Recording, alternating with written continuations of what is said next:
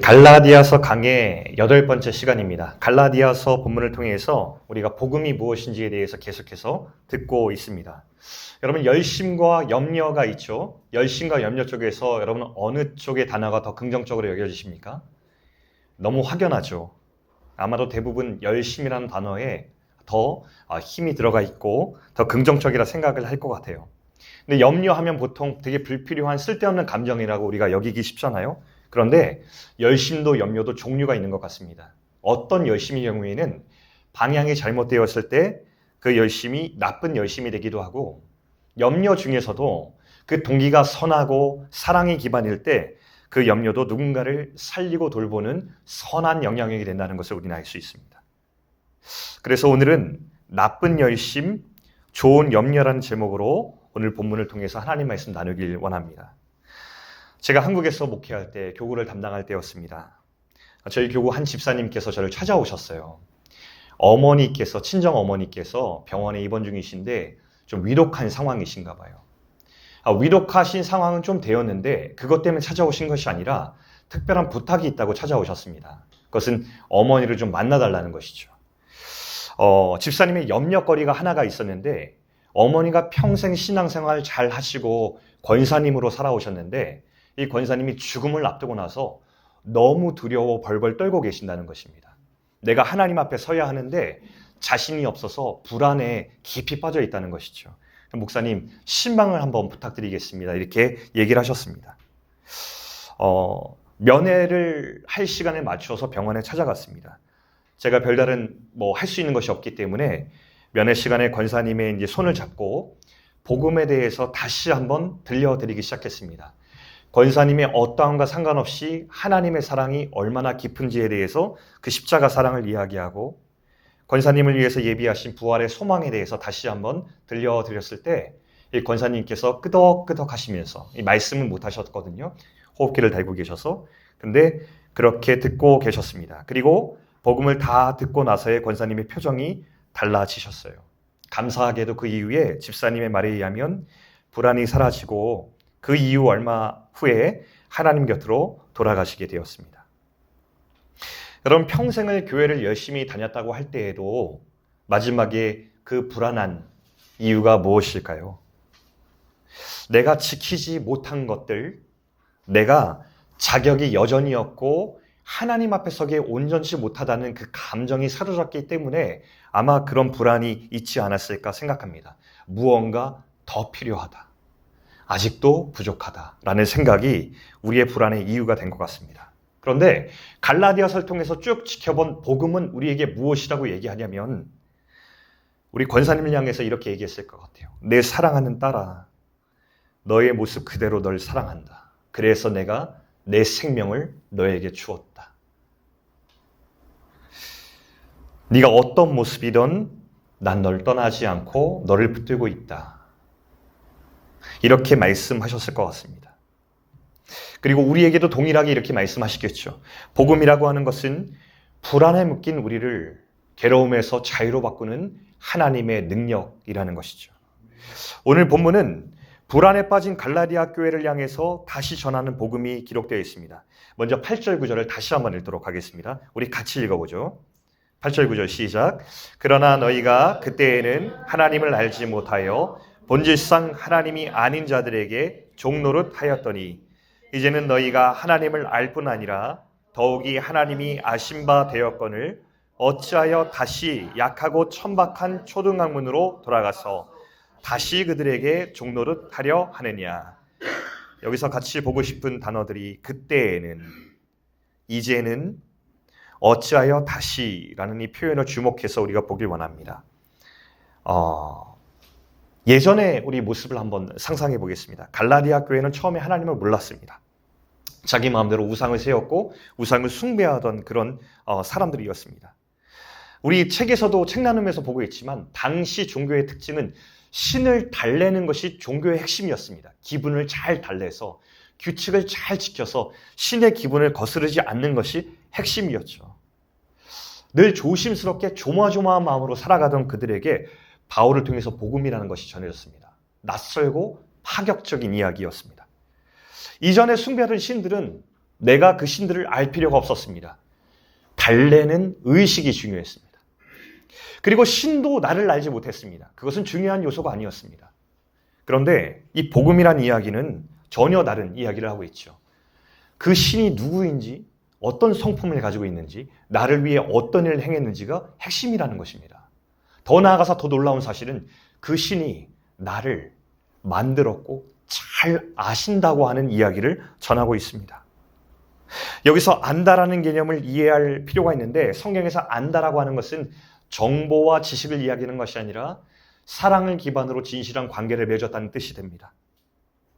그래서 여기 보면은 본문에 너희가 하나님을 알 뿐 아니라 더욱이 하나님이 아신 바 되었거늘 이라는 뜻은 이런 뜻으로 읽힐 수 있습니다. 너희가 하나님을 아는 것보다 훨씬 더 중요한 의미가 있다. 그것은 하나님이 너희를 아신다는 것이다. 하나님이 너희를 사랑한다. 이 뜻이 이 본문 가운데 적혀 있습니다. 여러분, 그렇게 볼 때 우리 하나님의 사람들이 살아가는 힘이 무엇일까? 무엇이 우리를 하나님의 사람 되게 할까라고 질문해 본다면 우리가 얼마나 하나님을 존중하고 사랑하는지가 우선이 아니라는 사실을 알 수 있습니다. 믿음이라고 하는 것은 나를 향한, 우리를 향한 하나님의 사랑과 존중이 얼마나 깊은지 감탄하는 것이 믿음이 아닐까 싶습니다. 하나님을 아는 우리의 지식과 감정을 생각해 볼까요? 사실 얼마나 변화무쌍합니까? 우리의 상황과 기분에 따라서 우리의 고백은 정말 많이 변화한다는 것을 고백할 수밖에 없습니다. 하지만 그런 동안에 우리를 아는 하나님의 지식과 사랑이라고 하는 것은 흔들림이 없죠. 그래서 믿음은 내가 하나님을 얼마나 많이 따르고 얼마나 하나님을 신실하게 믿는가라는 정도의 측량이 아니라 하나님이 나의 흔들리는 이런 신앙의 고백에도 불구하고 얼마나 깊이 나를 인내하고 사랑하시는가, 이것이 믿음의 본질이라는 것을 오늘 말씀을 통해서 우리는 볼 수 있습니다. 갈라디아인들이 바울이 전한 파격적인 낯선 복음을 받았고 이제는 변화가 되었습니다. 그래서 교회가 생긴 것이겠죠. 진실한 관계 안에서 자유를 누리기 시작했고 무조건 사랑을 받는 자로서 행복한 여정을 시작을 했습니다. 이것이 바울에게 큰 기쁨이었던 것 같습니다. 바울이 이 복음에 세워진 갈라디아 교회가 얼마나 소중한지 정말 정성을 들여서 소중하고 존귀히 여기면서 이 공동체를 목양하기 시작했던 것 같아요. 그 중에서 한 표현이, 이런 표현이 나옵니다. 내가 너희와 같이 되었은즉, 12절에 나오거든요.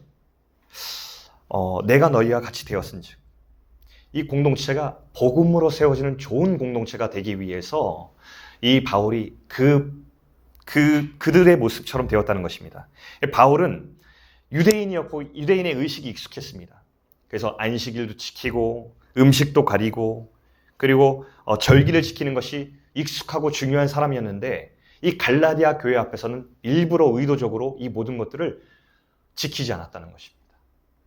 갈라디아인들의 문화와 그들의 수준에 맞추어서 똑같이 되었습니다.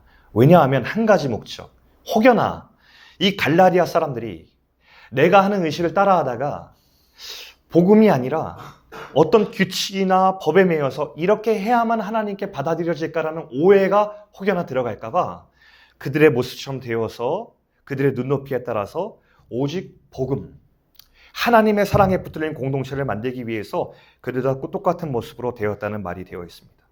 저는 이 대목을 읽을 때 바울이 얼마나 새롭게 세워지는 이 공동체를 향하여서 정말 소중히 여겼는가라는 것을 이렇게 이해할 수 있었습니다. 그리고 13절부터 15절의 이야기는 그들이 맺은 진실한 관계에 대해서 이야기를 하고 있는데 저는 이걸 보면서 이런 상상이 들었어요. 마치 바울이 눈물을 흘리며 이 이야기를 회상하지 않았을까라는 생각이 들었습니다. 이 구절에 담긴 배경을 제가 상상하여 한번 이야기해 보겠습니다. 바울은 복음을 전하는 여정 중에서 뜻하지 않은 상황을 맞닥뜨렸습니다. 그것은 질병이란 어려움을 만난 것이었습니다. 병에 걸렸어요. 그래서 더 이상 사역을 할 수가 없는 상황에 이르렀습니다. 그래서 계획에 없었지만 갈라디아 지방에서 멈추어서 투병해야 했습니다. 그 시절 예기치 않게 갈라디아 사람들을 만나게 되었던 것이죠. 그런데 그때 헬라 문화 당시에 외부에서 온 병에 걸린 사람들은 혐오의 대상이었습니다. 저주의 사인과 같은 것이었어. 불길한 징조로 환대받지 못하는 그런 존재였거든요. 그런데 이 갈라디아 사람들이 겉으로 보이는 바울의 질병의 모습이 아니라 우연히 만났지만 예기치 않은 만남이었지만 바울이 전한 그 복음에 대해서 진실하게 반응하기 시작했습니다. 그리고 복음을 맞아들인 이 갈라디아 사람들은 변화되기 시작했고 바울을 환대하기 시작했고 그들은 아주 복음 안에서 깊이 있는 진실한 관계를 맺기 시작했습니다. 아주 아름다운 관계가 되었습니다. 자기의 가장 귀한 것도 내어줄 수 있는 그 열매들이 이 갈라디아 공동체 안에 맺어졌던 것이죠. 그게 바로 13절부터 15절의 말씀입니다. 그런데 이제 문제가 있습니다. 오늘 본문에 보면 그들이 변했다는 것이죠. 9절, 10절 말씀 제가 한번 읽어드리겠습니다. 다시 읽죠. 어찌하여 다시 약하고 천박한 초등학문으로 돌아가서 다시 그들에게 종노릇 하려 하느냐. 너희가 날과 달과 절기와 해를 삼가 지키니. 바울의 속상한 마음이 고스란히 들어가 있습니다. 염려하고 있습니다. 약하고 천박한 초등학문과 날과 달과 절기와 해가 말하는 것은 율법이 말하는 유대인들이 지키던 의식과 전통을 말하는 것입니다. 근데 이것을 삼가지켰대요. 원문을 찾아보니까 엄격히 집착적으로 지키다라고 되어 있었습니다. 그러니까 이런 의식이 들어온 겁니다. 내가 무언가를 엄격하게 지켜야. 이거는 꼭 내가 집착적으로라도 지켜야만 되는 중요한 것이야. 내가 이걸 이룰 때 나는 하나님께 받아들일 수 있고 내가 이것을 이루어낼 때만 내가 하나님께 자격이 생겨라고 하는 이 종교의 문화가 다시 복음의 공동체를 삼키기 시작했던 것이죠. 바울의 가슴이 찢어지고 있는 것입니다. 이걸 알고 12절부터 16절의 회상의 장면을 읽는다고 한다면 이 바울의 속마음을 더 절절히 공감할 수 있을 것입니다. 하나님의 자녀로 부름받은 사람이 다시 기쁨과 자유가 사라진 채 괴롭고 해야만 하고 엄격한 규율이 있는 예전에 그들이 우상을 숭배하던 때처럼 하나님의 마음을 달리려고 조마조마 신앙생활하는 그 불안이 들어오기 시작한 것입니다. 리처드 러블레이스라고 하는 사람이 이렇게 말한 적이 있습니다. 제가 한번 읽어드리죠. 하나님이 예수 안에서 자신을 사랑하심을 당장의 영적 성취를 떠나서는 더는 확신하지 못하는 그리스도인이 있다면 그는 무의식적으로 한없이 불안한 사람이다. 든든한 마음이 오히려 비신자보다도 훨씬 덜하다. 하나님의 거룩하심과 자신의 당위적 의에 대한 메시지를 기독교적 환경에서 끊임없이 받기 때문이다. 이런 불안은 교만, 자신의 의를 내세우는 격한 변호, 남을 향한 방어적 비판 등으로 나타난다. 그는 바리새인처럼 율법적 의에 필사적으로 매달리지만 근원적 불안에서 시기와 질투와 기타 죄가 흘러나온다. 이것이 아마도 우리가 상상할 수 있는 그 당시 갈라디아 공동체에서 다시 들어오게 된 다시 종교로 돌아간 모습이었을 것입니다. 갈라디아 공동체 그리고 오늘날 우리 교회에 오버랩될 수 있는 모습이죠. 복음이 종교로 변하면 영적 성취 없으면 살 수가 없습니다. 불안해서. 공로를 세워만 하고 비교를 하고 내가 더 잘하고 있는지 난 과연 자격이 있는지 뭘 더 해야 되는지 끊임없이 불안에 시달리고 결국 이것은 어디로 귀결됩니까? 공동체 안에서 서로 질투하고 시기하고 비판하는 모습으로 나타나게 되는 것이죠. 성경은 그 이유를 공동체에 들어온 거짓 교사 때문이라고 오늘 밝히고 있습니다. 이 사람들은 어떤 사람들이냐면 갈라디아서 1장 6절 7절에서 우리가 말했던 다른 복음을 전하는 사람들이었습니다. 그들은 계속해서 이렇게 얘기했죠. 복음과 사람들을 이간시켜서 분리해냅니다. 그리고 복음을 따르는 사람이 아니라 나를 따르는 사람들. 내가 말하는 것에 대해서 정서적으로 의존케 하고 내가 따르는 신앙의 지침이 정답이라고 만드는 사람들이 그 가운데 들어온 것입니다. 그래서 사람들은 더 이상 그리스도를 따르지 않고 나를 따르는 사람들로 변화되었고 그 자신들의 열심을 그들에게 심어서 나쁜 열심을 배우게 만들었습니다. 그리고 바울은 그의 깊은 염려를 이것들을 보면서 하기 시작했던 것이죠. 여러분, 오늘날 교회의 모습과도 참 많이 닮았습니다. 복음보다 열심과 공로가 강조되기 시작하면 그리스도의 몸된 교회는 아프기 시작합니다. 무조건적인 사랑이 강조되지 않고 내 행위와 열심과 강조와 우리 성취와 확장과 무엇을 이루기 위한 것으로 우리의 시선이 정해지면 당장은 교회가 역동적으로 보입니다. 다이내믹해 보입니다.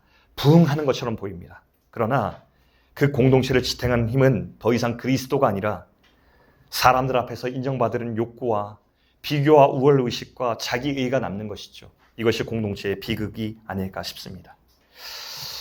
오늘 본문을 다시 볼 때 제가 설교 제목처럼 두 가지 대비가 극명하게 부딪히고 일어나는 것을 보게 됩니다.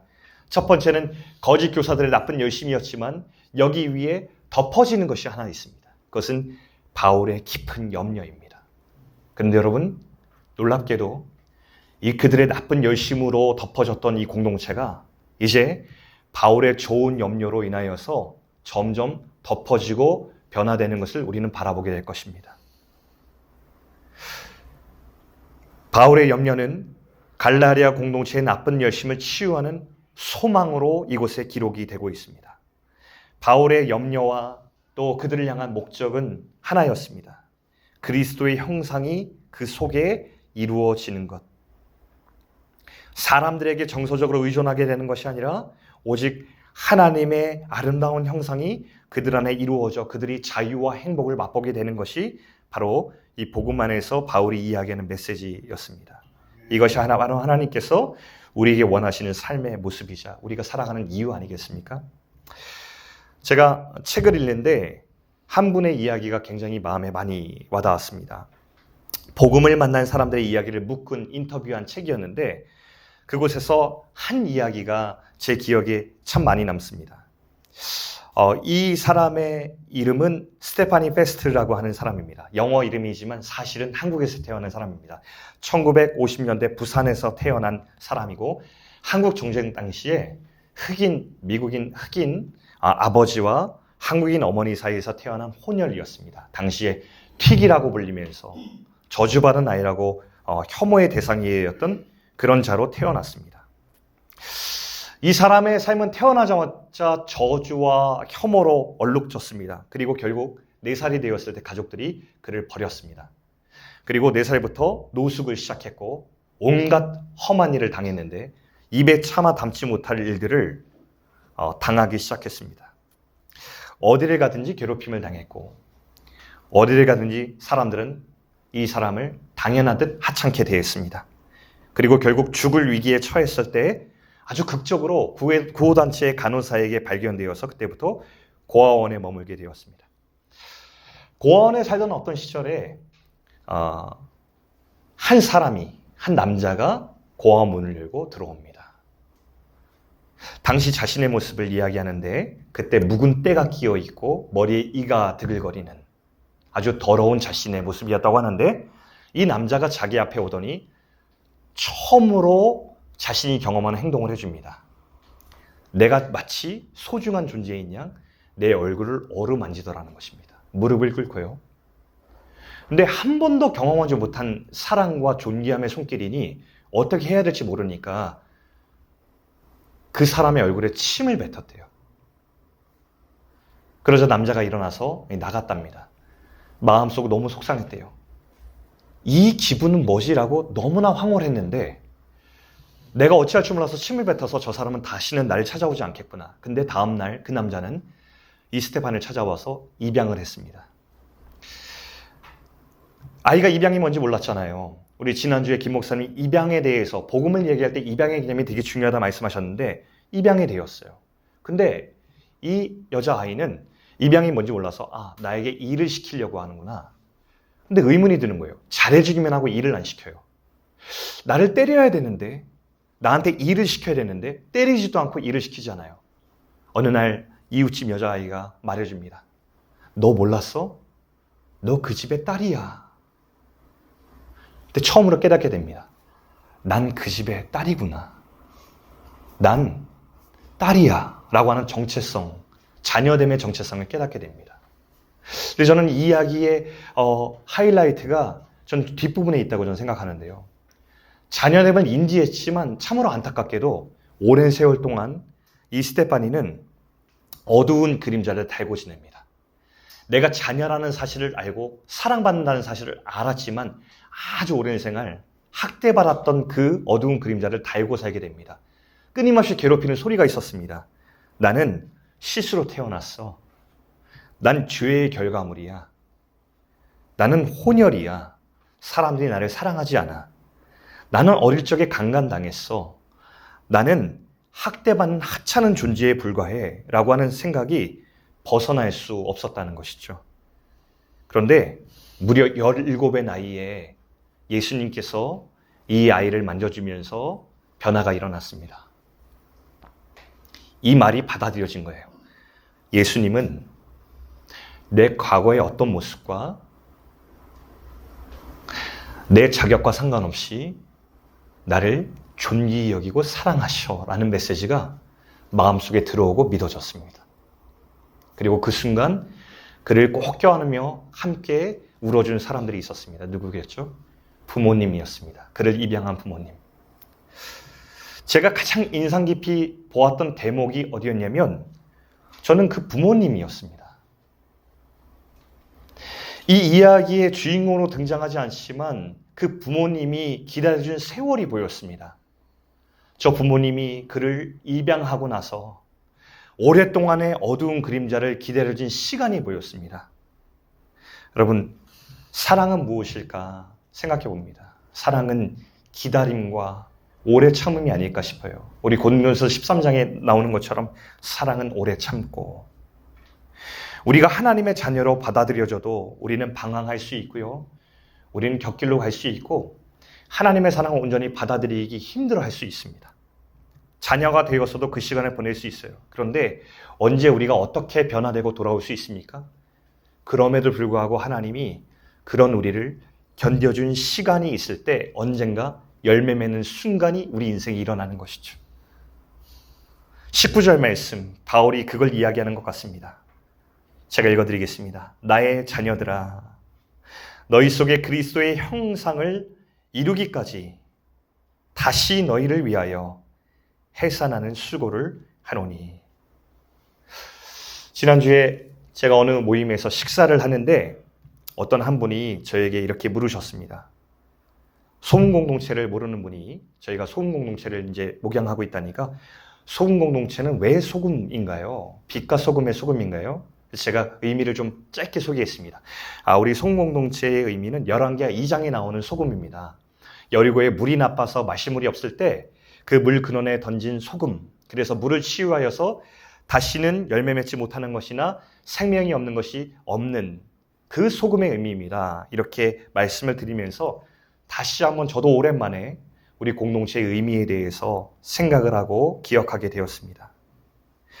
우리 인생의 근원에 정말 잃어버린 하나님의 한 형상을 다시 회복시킬 수 있는 것은 무엇일까 질문을 던지고 생각해 봤더니 그 소금의 의미는 다함이 없는 무조건적인 우리를 견뎌주시는 그리스도의 사랑밖에 없다라는 대답으로 귀결되었습니다. 종교는 늘 사람들에게 즉각적인 만족을 줍니다. 그러나 결과는 우리들에게 만족이 없다는 것이죠. 그러나 복음은 사람의 존귀함을 보여주고 다시 하나님의 형상으로 바꿀 수 있는 유일한 소망입니다. 그것이 성경에서 말하는 것입니다. 그런데 항상 시간이 걸립니다. 항상 시간이 걸립니다. 기대한 것보다 항상 더딥니다. 그리고 그 사이의 시간은 항상 어렵습니다. 쉽지가 않습니다. 그러나 복음에서 얘기하는 그 사랑이라는 것은 내가 복음을 전했을 때 즉각적으로 어떤 사람이 변화되는 그 과정을 일컫는 것이 아니라 예수 그리스도께서 그를 사랑하셨지만 그가 그 사랑을 받아들일 때까지 온전히 견뎌지는 시간이 포함된 개념이 아닐까라고 오늘 이 갈라디아서 본문을 통해서 다시 한번 생각하게 되었습니다. 그 시간을 견디는 사랑도 복음 안에 함께 포함되어 있는 것이죠. 그러면서 우리 소금 공동체 생각을 하게 되었습니다. 우리가 복음을 알아가고 하나님의 사랑에 깊이 붙들리는 공동체가 되면 좋겠다라는 생각을 했습니다. 한 사람이 하나님의 형상을 회복하는 것보다 더 감격적인 기쁨이 있을까라는 생각을 했습니다.